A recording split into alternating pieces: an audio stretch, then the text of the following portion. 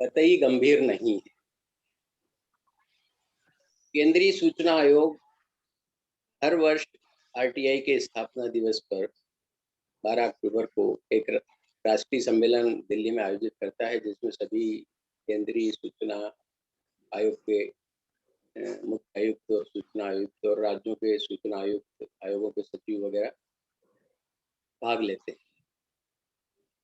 इस सम्मेलन में 2018-19 के इस सम्मेलन में प्रधानमंत्री नरेंद्र मोदी जी ने अपने भाषण में एक बात कही थी। उस सम्मेलन में हम भी मौजूद थे और बात हमें अभी इसकी सबने करतल ध्वनि से स्वागत भी किया। वो बात ये थी कि सूचना के अधिकार कानून में प्रश्न पूछने का भी अधिकार होना चाहिए आम आदमी को, क्योंकि एक आम आदमी का सुझाव या सवाल भी सरकार को उसकी नीति या कार्यक्रम या कार्यप्रणाली को बदलने पे बाध्य कर सकता है। और मोदी जी ने आगे कहा कि ऐसा व्यवहार में हुआ भी है। हमने अपने अन्य कार्यक्रमों के माध्यम से जनता के जो सुझाव हमें दिए, उनमें से कई सुझाव ऐसे अच्छे आए जिनके कारण हमने अपनी नीति या कार्यक्रम में सुधार किया, बदलाव। लेकिन उस बात को 2-3 साल हो गए हैं, आज तक संसद में आरटी एक्ट में ये संशोधन लाने का प्रस्ताव नहीं लाया गया कि इसमें आरटीआई एक्ट में प्रश्न पूछने का भी अधिकार। जिन मनमोहन सिंह जी की यूपीए सरकार ने आरटी एक्ट को सर्वसम्मति संसद में पारित कराया, उन्हीं प्रधानमंत्री मनमोहन सिंह जी के रहते हुए उनकी तरफ से संसद में आरटी एक्ट में ऐसा संशोधन लाने का प्रयास किया गया है जिससे यह एक्ट कमजोर हो।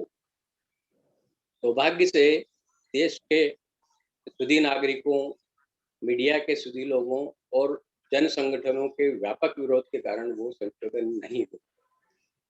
यह सरकार का रवैया रहा। अब आप देखिए सरकार के दायित्वों के प्रति महत्वपूर्ण है आरटी एक्ट की धारा 25 और 26। धारा 25 में कहा गया है, धारा 25 के तहत सूचना आयोग, केंद्रीय सूचना आयोग और राज्य सूचना आयोग हर वर्ष केंद्र सरकार को, राज्य सरकारों को अपने अपने प्रतिवेदन पेश करते हैं। पूरे राज्य में आरटीआई की स्थिति के बारे में डाटा होता है और साथ में आरटी एक्ट के क्रियान्वयन में जो बाधाएं आ रही है उनके दूर करने के लिए, बेहतर ढंग से आरटी एक्ट के प्रावधानों के क्रियान्वयन के लिए सरकार को सूचना आयोग सुझाव देते हैं। लेकिन दुर्भाग्य से इनमें से ज्यादातर सुझावों का पालन नहीं होता। अगर इस बारे में कोई डाटा इकट्ठा किया जाए कि केंद्रीय सूचना आयोग और राज्य सूचना आयोग ने किस किस साल में अपनी अपनी सरकारों को क्या सिफारिशें की और उनमें से कितनों का पालन किया गया, तो बहुत चौंकाने वाले परिणाम सामने और इस पे काम होना चाहिए किसी न किसी लेवल पर। धारा 25(5) में ये भी प्रावधान है कि यदि किसी लोक प्राधिकारी की कार्यप्रणाली या उसका रवैया सूचना के अधिकार कानून के प्रावधानों के या इसकी भावना के खिलाफ है, तो ऐसे सूचना आयोग सक्षम प्राधिकारी को ऐसे उपाय करने का निर्देश दे सकेगा इस बारे में जो आरटी एक्ट के प्रावधान और भावना के अनुरूप हों। इस बिंदु पे गौर करें तो शायद ही कोई सूचना आयोग सामने आएगा जिसमें आरटी एक्ट के विरोध की भावना रखने वाले और उस हिसाब से कृत्य करने वाले किसी भी लोक प्राधिकारी के खिलाफ आयोग ने कोई कमेंट किया। धारा 26(1) में प्रावधान है कि जनता को, खास करके उपेक्षित समुदायों को, इस आरटी एक्ट के बारे में उनकी समझ बढ़ाने के लिए, उनकी समझ में बढ़ोतरी करने के लिए सरकार शैक्षिक कार्यक्रम बनाएगी और आयोजित कर सकेगी।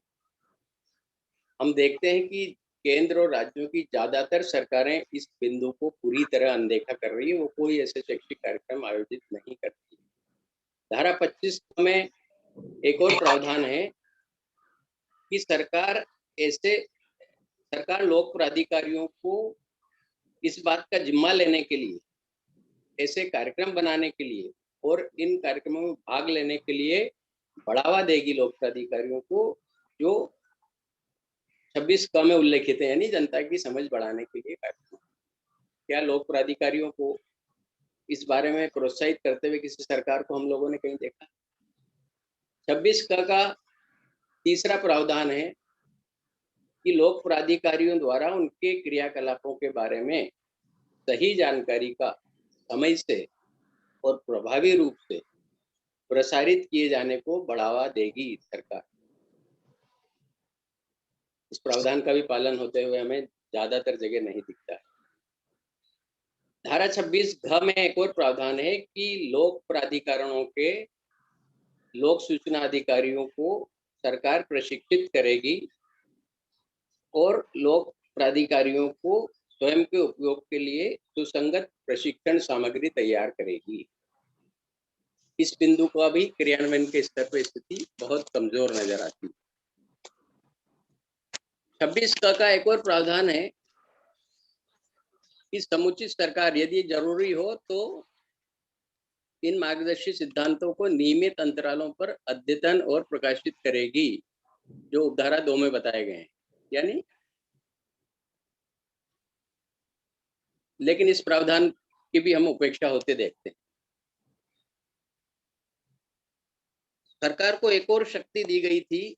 इस कानून सूचना का अधिकार कानून लागू होने के बाद पहले 2 साल में इस कानून के क्रियान्वयन में जो भी कठिनाइयां बाधाएं आ रही है उनको दूर करने के सार्थक उपाय करेगी।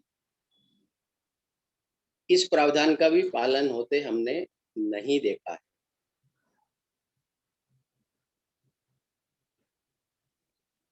हम सब जानते हैं कि जन संगठनों के और मीडिया के प्रमुख लोगों के करीब 10-15 सालों के लगातार और बहुत कठिन और अथक परिश्रम वाले संघर्ष के बाद सूचना का अधिकार का कानून हमें मिला।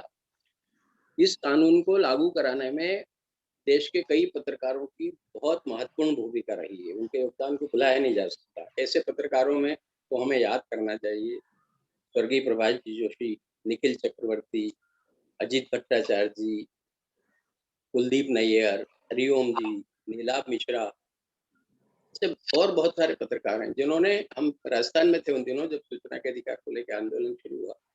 हमने देखा है कि ये सब पत्रकार वहां से दिल्ली से या बम्बई से राजस्थान आते थे और आंदोलन के कार्यक्रमों में भाग लेते थे, सबका उत्साह बढ़ाते थे। और यही नहीं बल्कि केंद्र और राज्य सरकारों के संबंधित मंत्रियों अधिकारियों से मिलकर उनको उनका दिमाग इसके अनुकूल बनाने का प्रयास करते थे। क्यों ये कानून लाना सरकार के लिए भी बहुत अच्छा है और जनता के हित के लिए भी बहुत अच्छा है। इसी के परिणाम स्वरूप ये कानून लागू हुआ। लेकिन वर्तमान स्थिति मीडिया की इस अधिकार के बारे में बिल्कुल अलग। प्रिंट और इलेक्ट्रॉनिक मीडिया का बड़ा हिस्सा एक तरह से सूचना के कानून के प्रति उदासीन बना हुआ और अंग्रेजी मीडिया तो खास तौर पर इसको इग्नोर करता है। सूचना के अधिकार से जुड़ी कई महत्वपूर्ण घटनाएं देश के विभिन्न हिस्सों में होती है। कई बहुत अच्छे सूचना आयोगों के फैसले भी आते हैं, लेकिन उनमें से बहुत कम की खबरें हम अखबारों पे देखते हैं। टीवी चैनलों पे तो बिल्कुल ही नगण्य स्थिति है, इस बारे में कोई खबरें आने। केवल सोशल मीडिया एक बहुत बड़ा सहारा बना हुआ है, जिसका हम लोग भी अभी उपयोग कर रहे हैं इस कानून के बारे में जागरूकता बढ़ाने का और इसकी कठिनाइयों पर चर्चा करके तो दूर करने के लिए हम लोग सरकार क्या कर सकती है, इस पे हम लोग बात करते हैं। यह स्थिति मीडिया की तब है जबकि यह सूचना का अधिकार कानून मीडिया के लिए वरदान के समान है। अभी मीडिया के क्षेत्र में बहुत उल्लेखनीय योगदान देने वाले भाई संजय द्विवेदी जी ने बताया किस तरह से मीडिया ने और जागरूक लोगों ने सूचना के अधिकार के कानून के जरिए देश में अरबों करोड़ों रुपए के बड़े-बड़े घोटाले उजागर किए। और प्रभात जोशी जी तो सूचना के अधिकार आंदोलन के दौरान इनके कार्यक्रमों में कहते थे कि ये सूचना का कानून जीने के अधिकार से जुड़ा है और मीडिया के लिए भी ये कानून बहुत जरूरी है, बहुत उपयोगी है। इसलिए मीडिया को हर हाल में इस कानून को महत्व देना ही होगा। लेकिन व्यवहार में वो स्थिति अभी तक नहीं बन रही। हम लोगों को प्रयास करना चाहिए कि अपने अपने इलाके के अखबारों के संपादकों से संपर्क करके उनको समझाने का प्रयास करें किस तरह यह कानून बहुजन हिताय बहुजन सुखाय के मंत्र को सिद्ध करता है। ये शासन के भी हित में है, जनता के भी हित में है और इसके ज़रिए बहुत से ऐसे सकारात्मक परिणाम प्राप्त किए जा सकते हैं जो लोकपाल कानून से प्राप्त होते हैं। उससे आसान तरीके से और उससे जल्दी अच्छे नतीजे हासिल किए जा सकते हैं। और किस तरह से पत्रकार सूचना के अधिकार का उपयोग करके एक्सक्लूसिव न्यूज़ जिसको बोलते हैं, खोजपूर्ण खबरें कर सकते हैं जिससे उनका नाम रोशन होता है पत्रकार। इसमें श्यामलाल जी हमारी पिछली कार्यशाला में आए थे, उन्होंने बताया कि कितनी आरटीआई लगा के उन्होंने कैसी अच्छी खबरें निकाली, जिनको बहुत पसंद किया गया। और श्यामलाल जी ने यादव ने तो जो भी इंडियन एक्सप्रेस में सीनियर पोजीशन में, उन्होंने तो यह भी कहा था कि उनको जितने भी राष्ट्रीय अंतर्राष्ट्रीय पुरस्कार अच्छी पत्रकारिता करने के मिले हैं, वो सारे पुरस्कार उन खबरों पे मिले हैं जो उन्होंने सूचना के अधिकार के जरिए जानकारी हासिल करके लिखी। इतना महत्वपूर्ण औजार होने के बावजूद मीडिया के बड़े हिस्से की इस कानून के प्रति उदासीनता बहुत खलने वाली। हम लोग नेशनल यूनियन ऑफ जर्नलिस्ट में राष्ट्रीय पदाधिकारी थे और तब सूचना का अधिकार कानून आया ही था, तो हमने कई भारत के शहरों में पत्रकारों की कार्यशालाएं आयोजित करके उनको बताया था कि ये कानून आप लोगों के लिए कितना फायदेमंद है, आपके करियर में इसका कितना आपका करियर उन्नयन हो सकता है इसके माध्यम से, तो आप इसका उपयोग करें और इसमें ये मुख्य प्रावधान है। इसके बावजूद जिन शहरों में कार्यशालाएं आयोजित थी, वहां भी मीडिया के बड़े हिस्से ने इस कानून को अनदेखा किया, इसका लाभ नहीं उठाया। आप सब जानते हैं जहाँ से कोई अखबार छपता है या जहाँ किसी चैनल का मुख्यालय होता है, वहाँ उसके जितने भी स्टाफ रिपोर्टर होते हैं कार्यालय उनको बीट दी जाती है कि आप इन विषयों को कवर करेंगे।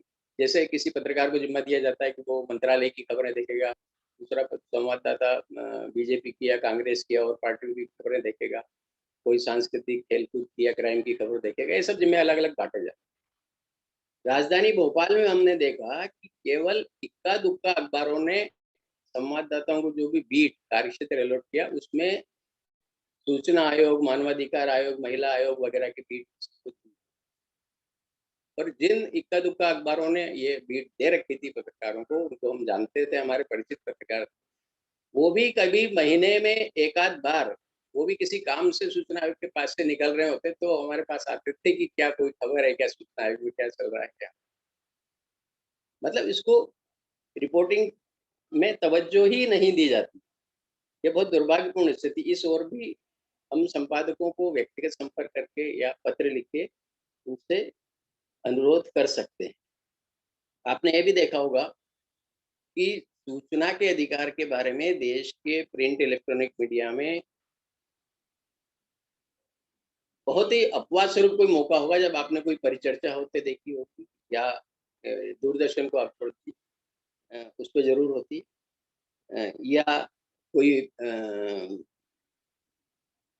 लेख प्रसारित होते हो, प्रकाशित होते हो, या इस विषय को लेके कोई सवाल जवाब का कॉलम हो किसी अखबार। जबकि सूचना के अधिकार को लेके अगर कोई अखबार का कॉलम शुरू करे तो उसको रोज पढ़ने वालों की बहुत बड़ी संख्या। यहाँ मध्य प्रदेश में केवल राजस्थान पत्रिका एक अखबार था जो अपने मास्क हेड, जहाँ ऊपर पहले पेज पे उसका नाम लिखा होता है, उसके बाजू में एक छापता था कोटेशन कि अगर आपका कहीं काम अटका हो तो सूचना के अधिकार का इस्तेमाल। बाद में उस अखबार ने वो भी बंद कर दिया। हालांकि पत्रिका का भी इस कानून को लागू करने में बहुत बड़ा योगदान था। एक और बात जो सुझाव देने की है सरकार को, सूचना आयोगों का दायित्व प्रावधान है इस बारे में कि हर साल सरकार को इस कानून की बेहतर क्रियान्वयन के बारे में। तो हमारे सूचना आयोग में रहते हुए हमने हर साल 2-3 सिफारिशें रिपीट की सरकार। पहली तो यह कि चूंकि सरकार सूचना के अधिकार कानून का प्रचार प्रसार का कोई काम नहीं करती, इसलिए कम से कम साल में एक बार आरटीआई के स्थापना दिवस पर यानी 12 अक्टूबर को एक फुल पेज का विज्ञापन सरकार प्रकाशित करे जिसमें सूचना के अधिकार की सरल भाषा में जानकारी आम लोगों को दी। इस सिफारिश का लगातार 5 साल रिपीट करने के बाद भी एक भी बार सरकार ने पालन नहीं। जबकि आप देखेंगे अभी अभी कुछ दिन पहले जबकि मध्य प्रदेश में कोरोना की वैक्सीन नहीं थी, लोग वैक्सीन लगाने के लिए जा रहे थे, लेकिन निराश लौट रहे थे क्योंकि वैक्सीन है ही नहीं, कई सेंटर बंद हो गए वैक्सीन। तब मध्य प्रदेश सरकार ने एक फुल पेज का विज्ञापन सारे अखबारों में दिया कि सब लोग ज्यादा से ज्यादा टीका लगाइए, औरों को भी प्रेरित करिए कि वो टीका लगाएं। अब एक तरफ तो टीका नहीं है, दूसरी तरफ आप करोड़ों रुपए खर्च करके सबको पहले पेज का विज्ञापन, मतलब सीधा सीधा मीडिया को ओबलाइज करना, उनको किसी तरह पैसा पाओ। और दूसरी तरफ सूचना के अधिकार के मामले में आपकी बात मानने को तैयार। दूसरी सिफारिश मध्य प्रदेश सूचना आयोग ने कई साल लगातार इस राज्य सरकार को की कि सूचना के अधिकार के कानून के बारे में हमारी नई पीढ़ी जानकार बन के निकले स्कूल कॉलेजों से। इसके लिए कक्षा 9 के सामाजिक विज्ञान के पाठ्यक्रम में सूचना के अधिकार का पाठ शामिल किया जाए, जैसा सीबीएसई ने कर रखा है। लेकिन इस प्रावधान का भी, इस सिफारिश का भी कोई ध्यान नहीं दिया। ये सिफारिश भी मध्य प्रदेश सूचना आयोग ने हमारे आयोग में रहते बार-बार हर साल स्टेट गवर्नमेंट की लोक सूचना अधिकारी और अपीली अधिकारी और सूचना के अधिकार से के प्रकोष्ठ से जुड़े लोक सेवक सारे विभागों, इनके बड़े हिस्से को सूचना के अधिकार के कानून की पर्याप्त जानकारी नहीं है। इसके कारण आम जनता बहुत परेशान होती है और सूचना आयोगों का कार्यभार बढ़ता है। अगर लोक सूचना अधिकारी अपना दायित्व कानून ठीक से समझ ले और अपना दायित्व निभा दे तो लोगों को अपील में नहीं जाना पड़ेगा। इसी तरह प्रथम अपीली अधिकारी अपना जो भी इस अर्ध न्यायिक दायित्व है उसको ठीक से निभा ले, जानकारी हो उसको पूरी, तो सूचना आयोगों में सेकंड अपीलें नहीं होंगी, जिससे बहुत कार्यभार बढ़ेगा। और लोक सूचना अधिकारियों, अपीली अधिकारियों की ज्यादातर राज्यों में प्रशिक्षण तब हुआ था जब ये कानून आया। उसके बाद वो लोग ज्यादातर वैसे लोक सेवक रिटायर हो गए, न उनकी जगह नए लोग आ गए जिनको इसके बुनियादी प्रावधानों की पर्याप्त जानकारी। इससे जनता भी परेशान है और सूचना परेशान। तो ये इस सूचना के अधिकार से जुड़े सभी लोक सेवकों की नियमित अंतराल पे समय समय पर प्रशिक्षण होना चाहिए। आरटीए इस सिफारिश का भी कहीं कोई इस पे ध्यान नहीं दिया। ये स्थिति है।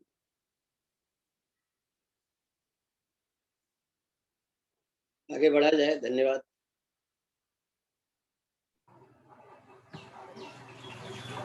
जी धन्यवाद आत्मदीप सर। और एक बुरी स्थिति ये और देखने में आई कि जो छोटे संवाद माध्यम हैं, छोटे संवाद माध्यम,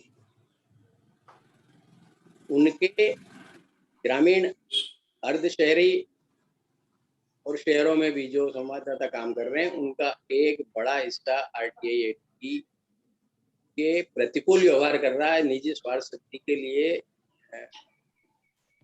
जनहित का कोई लेना देना नहीं। ऐसी आरटीआई लगा के इस कानून को बदनाम करने का प्रयास भी वर्षों से कर रहा है एक तबका, जिनको अपने संस्थान से कोई तनख्वाह नहीं मिलती, पॉकेट में काम करते हैं अपनी आजीविका चलाने के लिए। आरटीआई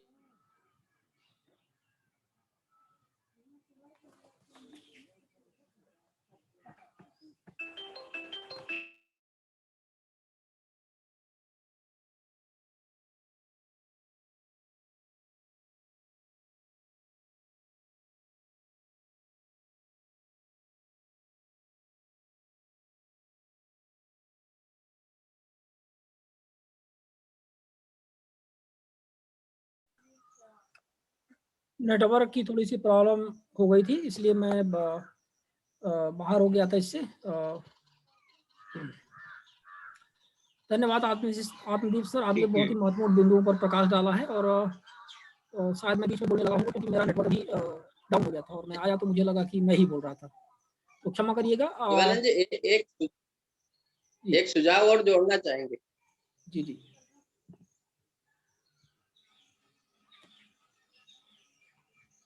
एक सुझाव और जोड़ना चाहेंगे कि जिस तरह स्वच्छता अभियान में विभिन्न शहरों की, रेलवे स्टेशनों वगैरह की रैंकिंग होती है, उसी तरह अगर ऐसा प्रावधान हो जाए कि आरटीआई एक्ट के क्रियान्वयन के संबंध में भी केंद्र सरकार के विभिन्न विभागों की, विभिन्न राज्यों की, विभिन्न विभागों की रैंकिंग होगी, तो उसके बहुत अच्छे परिणाम आ सकते हैं, जैसे परिणाम हम स्वच्छता अभियान के तहत।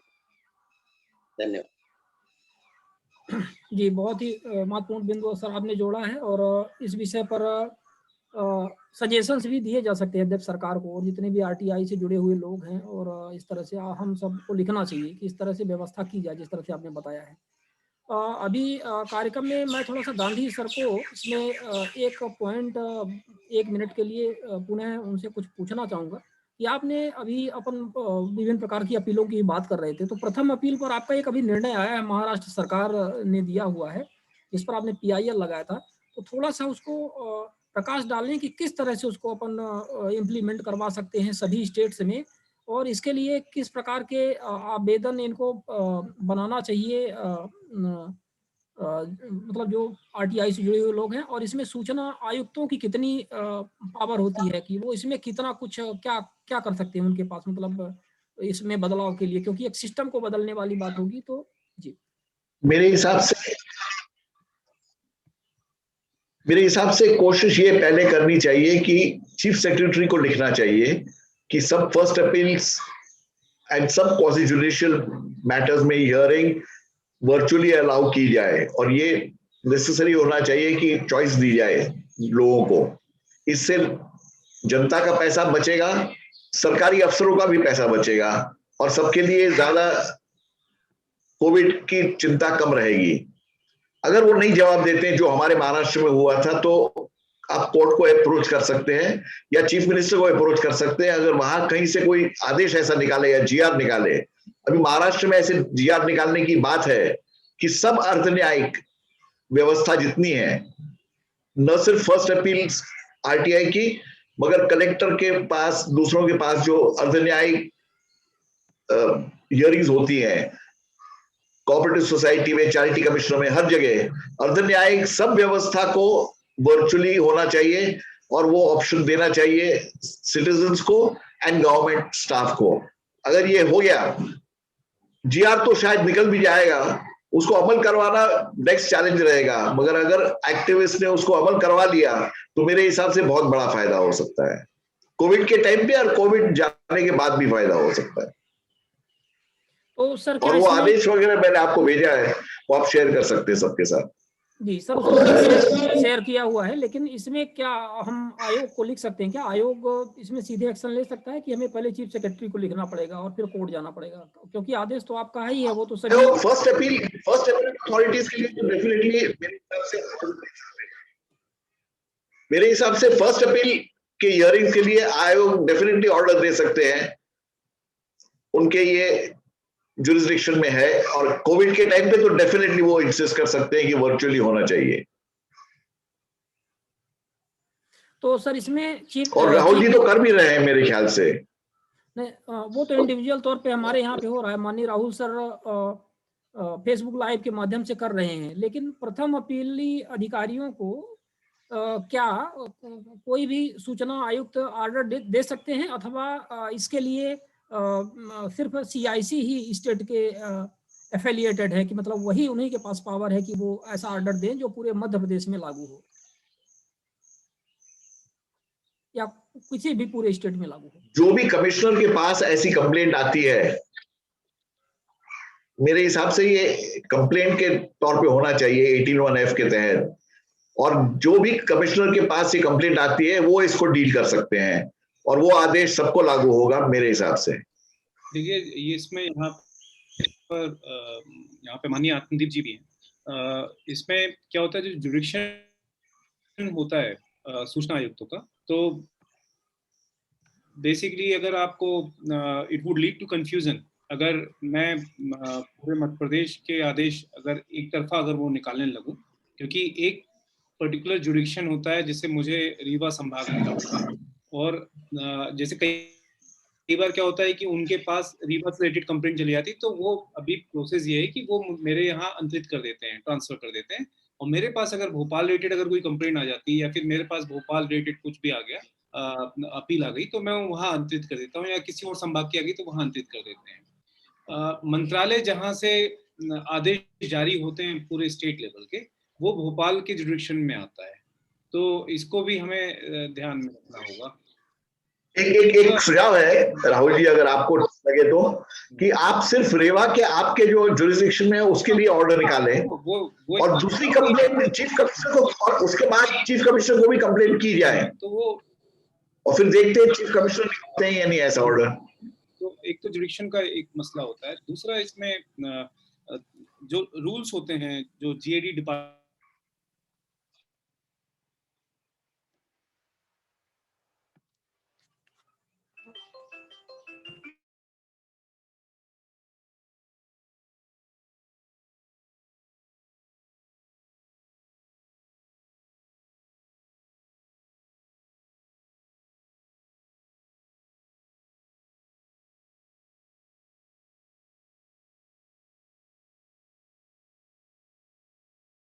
अगर आप नोटिस देते हैं और डायरेक्ट अगर आप सिर्फ तत्कालीन व्यवस्था बनाते तो ठीक है, तत्कालीन व्यवस्था के हिसाब से तो ठीक है, बट मुझे लगता है कि आगे चल के उसमें कुछ विवाद ना हो तो वो ज्यादा बेटर ये होगा कि वो जेडी से जो है, जहां से ये आदेश नोटिफाइड होते हैं, वहां उसके माध्यम से किया जाए तो वो ज्यादा एक ऑर्गेनाइज तरीका होगा। खैर सर, मेरे हिसाब से कोरोना का हम कहते हैं 48 आवर्स में सब कुछ होना चाहिए, तो कोरोना की स्पिरिट को लेके अगर हम चलें तो मेरा विनम्र निवेदन यह है कि हर एक कोई ये करना चाहिए कि अर्जेंटली कैसे हम रिएक्ट करें ताकि कोविड की तकलीफ कम हो।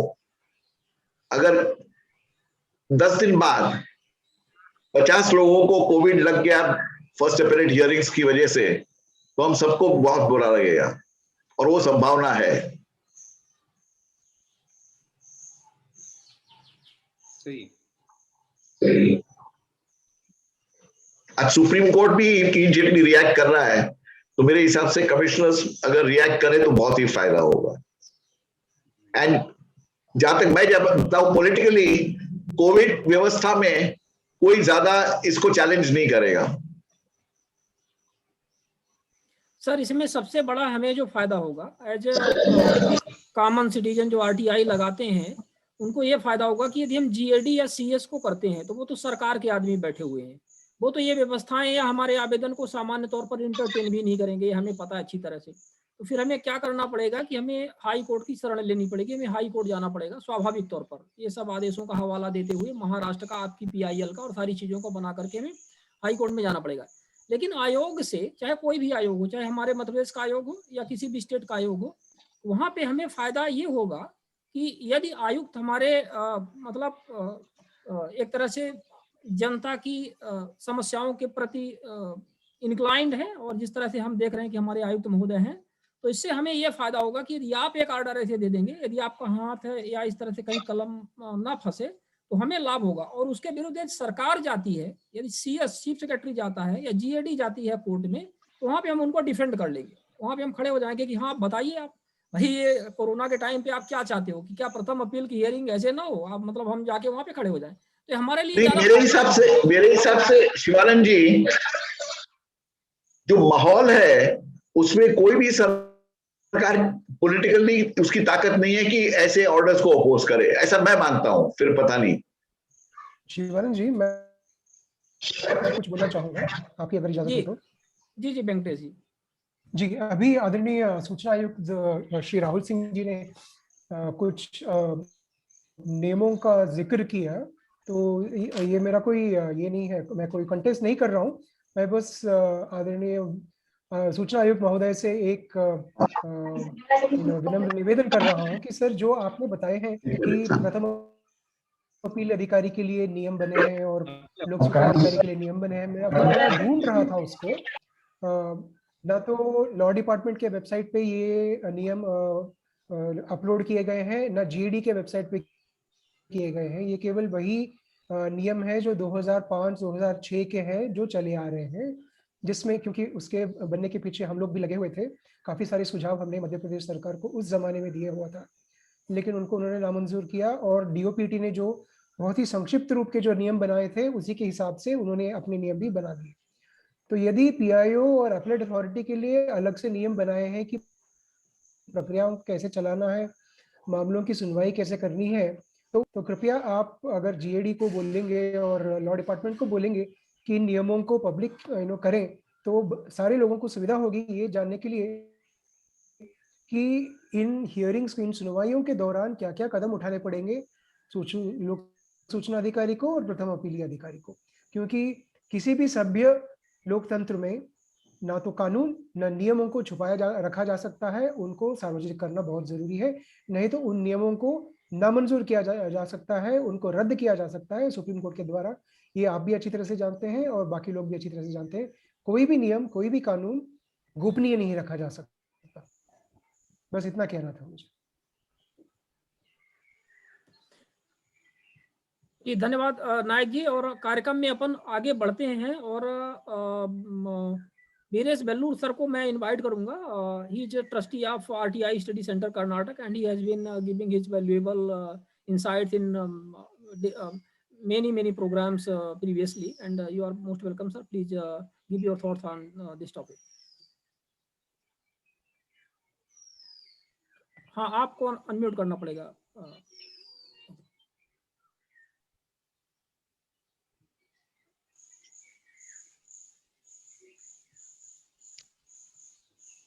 क्या फिर आपका अनम्यूट हो गया सर? म्यूट हो गया, फिर से आपको अनम्यूट करना पड़ेगा। I think there some issue. Just a minute. हाँ, अनम्यूट हो गया है, ये आप सुन रहे हैं? हाँ हाँ जी जी। हेलो, अनम्यूट किया है? जी सर सुन रहे हैं आप? हाँ सर सुन पा रहे हैं, हम सभी सुन पा रहे हैं। आवाज आ रहे हैं? हाँ, ओके। यस।